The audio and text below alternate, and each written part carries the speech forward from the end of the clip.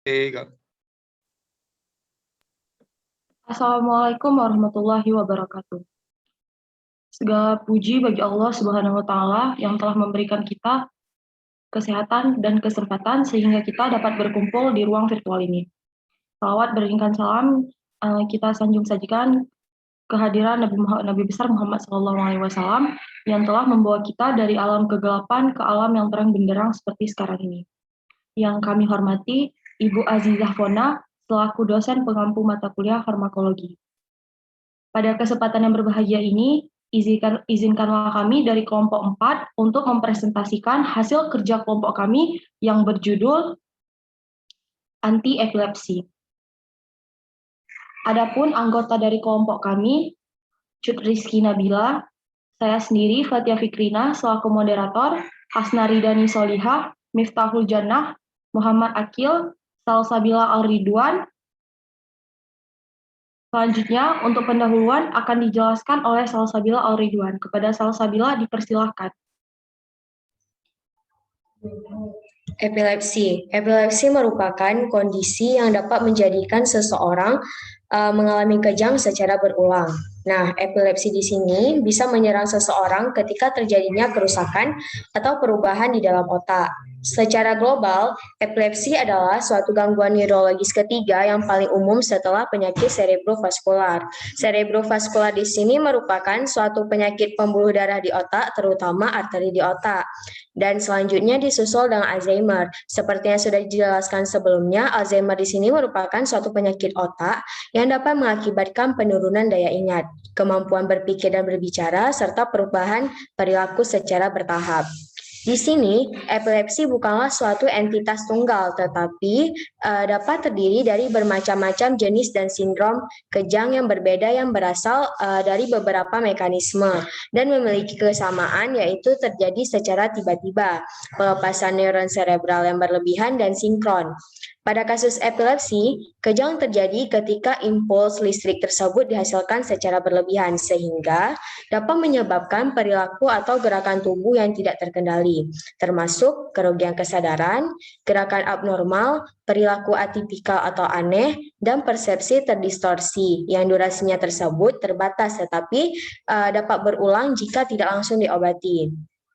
Di sini, tempat asal penembakan neuron abnormal menentukan gejala yang dihasilkan. Misalnya, jika korteks motorik terlibat, pasien mungkin akan mengalami gerakan abnormal atau hanya kejang umum. Baik, terima kasih kepada moderator. Selanjutnya, penjelasan tentang etiologi kejang akan dijelaskan oleh Hasna Ridani Solihah. Kepada Hasna dipersilahkan. Baik, terima kasih kepada moderator. Nah, sebelumnya mari kita kenali dulu apa etiologi dan apa itu kejang. Nah, etiologi adalah ilmu yang mempelajari tentang asal-muasal suatu penyakit. Sedangkan kejang adalah perubahan aktivitas motorik abnormal yang tanpa atau disertai dengan perubahan perilaku yang sifatnya hanya sementara, yang disebabkan akibat adanya perubahan aktivitas elektrik di otak. Maka dapat disimpulkan bahwa etiologi kejang adalah asal muasal atau penyebab kenapa terjadinya suatu penyakit kejang. Nah, kejang ini juga merupakan keluhan dari penyakit epilepsi, di mana epilepsi adalah gangguan sistem saraf pusat akibat adanya pola aktivitas listrik otak yang abnormal. Nah, epilepsi dapat disebabkan oleh penyakit genetik, struktural, atau metabolik yang mendasari atau penyebab yang tidak diketahui. Nah, pelepasan neuron pada epilepsi dihasilkan dari penembakan populasi kecil neuron di area spesifik otak yang disebut dengan fokus utama. Nah, epilepsi dapat disebabkan oleh beberapa penyebab. Ada penyebab genetik, ada penyebab struktural, dan penyebab yang tidak diketahui. Sekarang mari kita kenali apa saja penyebabnya.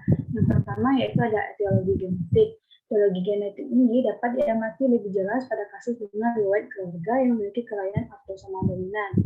Biasanya faktor genetik ini dipengaruhi oleh beberapa penyebab. Yang pertama ada dihasilkan dari kelainan bawaan dari sistem saraf pusat. Yang kedua adanya riwayat keluarga yang memiliki penyakit kejang.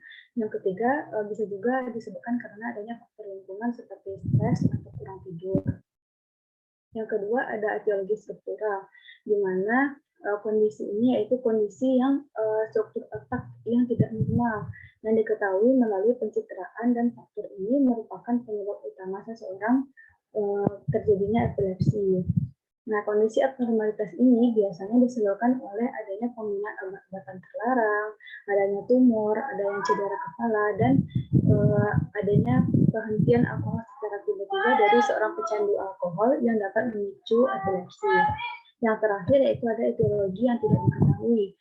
Etiologi jenis ini dapat disimpulkan jika tidak ada penyebab anatomi spesifik kejang, seperti trauma atau neoplasma pada pasien. Umumnya kasus epilepsi memang disebabkan karena tidak adanya faktor yang menyebabkannya atau disebabkan oleh penyebab yang tidak diketahui. Namun pasien dapat diobati secara kronis dengan obat anti epilepsi atau stimulasi saraf vagal. Baik, saya kembalikan kepada moderator. Baik, selanjutnya ada interaksi obat. Interaksi obat akan dijelaskan oleh saya sendiri. Pilihan pengobatan obat didasarkan pada klasifikasi kejang variabel spesifik pasien. Variabel spesifik pasien ini misalnya usia, kondisi medis, komorbiditas, gaya hidup, dan preferensi pribadi si pasien. Dan karakteristik obat, seperti biaya dan interaksi obat. Misalnya, kejang vokal onset diobati dengan serangkaian obat yang berbeda dari kejang umum primer. Meskipun daftar agen yang efektif tumpang tindih, toksisitas agen dan karakteristik pasien merupakan pertimbangan utama dalam pemilihan obat. Pada pasien yang baru didiagnosis, monoterapi diberikan dengan agen tunggal sampai kejang terkontrol atau terjadi toksisitas. Dibandingkan dengan mereka yang menerima terapi kombinasi, pasien yang menerima monoterapi menunjukkan kepatuhan pengobatan yang lebih baik dan efek samping yang lebih sedikit. Jika kejang tidak terkontrol dengan pengobatan pertama, monoterapi dengan pengobatan alternatif atau penambahan obat harus dipertimbangkan kembali. Jika tidak, manajemen medis lainnya seperti stimulasi saraf vagal, pembedahan, dan lain-lain harus dipertimbangkan kembali. Kesadaran akan obat anti-epilepsi yang tersedia dan mekanisme kerjanya, farmakokinetiknya, potensi interaksi obat-obat, dan efek samping sangat penting untuk keberhasilan pengobatan pasien. Selanjutnya, untuk mediasi anti-epilepsi. Selama 20 tahun terakhir, Food and Drug Administration telah menyetujui banyak obat anti-epilepsi baru. Namun, penelitian telah gagal untuk menunjukkan bahwa obat yang baru tersebut menunjukkan khasiat yang lebih signifikan daripada obat yang lalu. Perilaku bunuh diri dan juga ide bunuh diri telah diidentifikasi sebagai resiko dari obat anti-epilepsi itu sendiri. Selain itu, hampir semua obat-obatan epilepsi telah dikaitkan dengan hypersensitivitas multi-organ, reaksi idiosinkratik langka yang ditandai dengan ruam, demam, dan keterlibatan organ sistemik. Selanjutnya akan dijelaskan oleh Cud Rizky Nabila. Kepada Cud Rizky dipersilahkan. Baik, terima kasih. Selanjutnya ini ada beberapa golongan obat anti-epilepsi. Yang pertama ada benzodiazepin.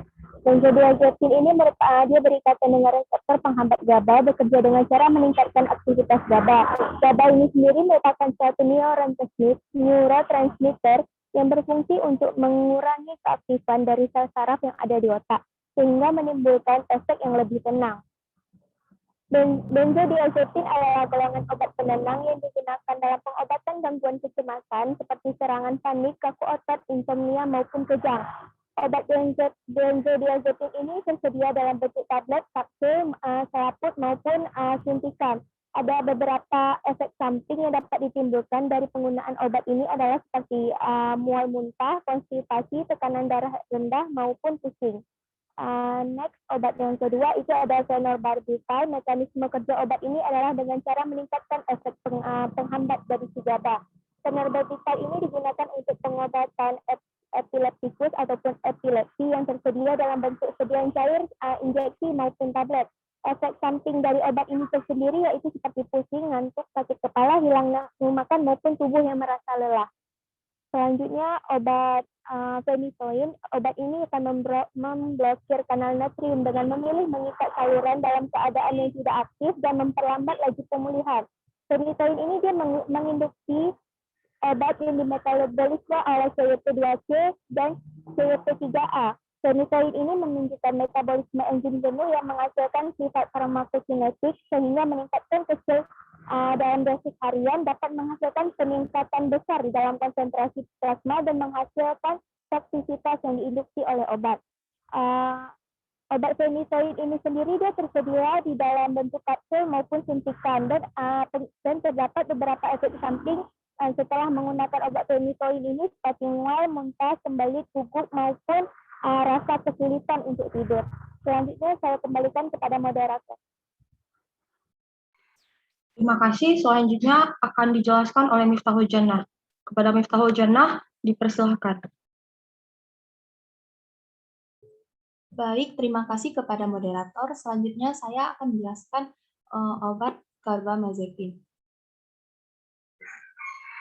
Carbamazepine adalah obat untuk mengontrol dan mencegah terjadinya kejang akibat epilepsi. Obat ini juga digunakan untuk mengatasi nyeri di wajah akibat gangguan saraf trigeminal atau gangguan bipolar.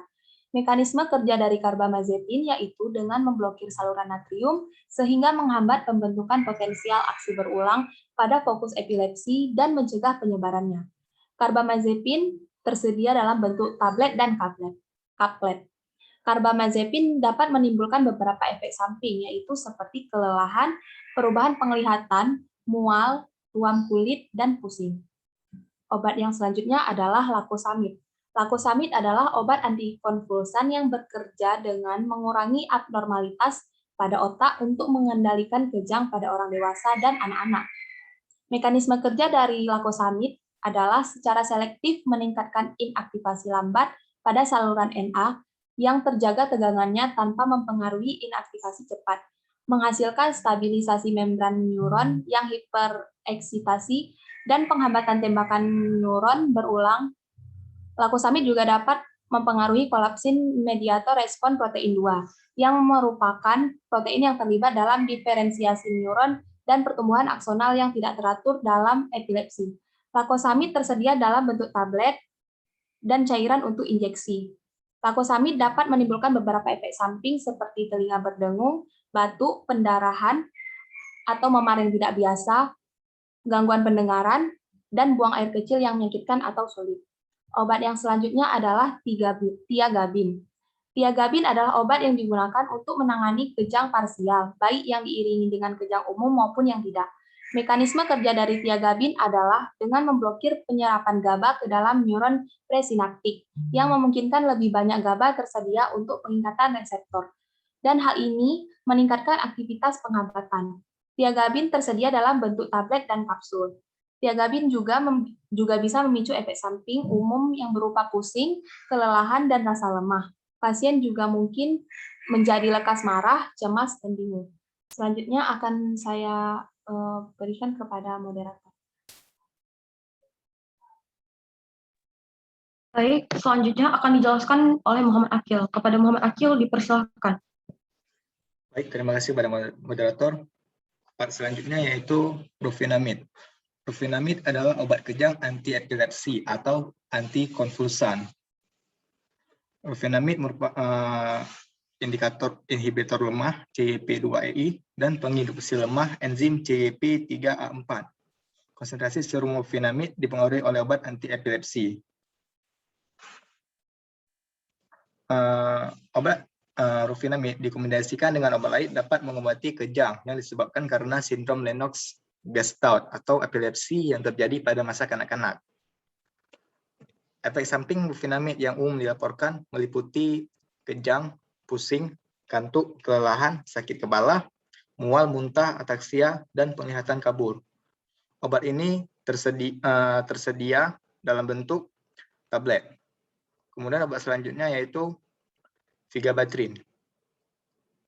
Vigabatrin merupakan obat antikonvulsan dengan kombinasi obat lain yang digunakan untuk mengobati atau mengontrol jenis kejang tertentu pada orang dewasa dan anak-anak. Vigabatrin bertindak sebagai inhibitor irreversible dari amonibutyric acid transaminase atau yang disebut dengan GABAT. Obat ini dapat digunakan sebagai terapi tunggal untuk penanganan spasme infantil pada sindrom West. Vigabatrin ini memiliki efek samping berupa kejang, pusing, kantuk, kelelahan, sakit kepala, mual, dan muntah. Dan obat ini tersedia dalam bentuk tablet maupun larutan. Dan obat terakhir yaitu zonisamid. Zonisamid merupakan obat untuk mengatasi kejang parsial pada epilepsi. Zonisamid bekerja dengan cara mengurangi aktivitas kelistrikan yang tidak normal di dalam otak, sehingga dapat meredakan dan mencegah terjadinya kejang.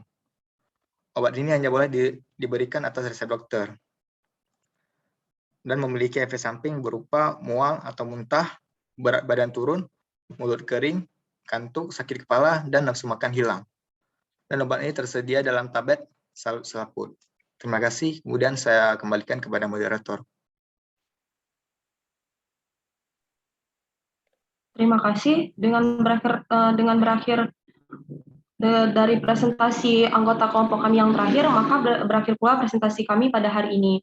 Apabila ada yang ingin bertanya, silahkan di-dropkan pada kolom komentar. Sebelum kami mengakhiri, apabila kami ada salah kata maupun salah penyampaian, kami mohon maaf. Wabillahi taufiq wal hidayah. Wassalamualaikum warahmatullahi wabarakatuh.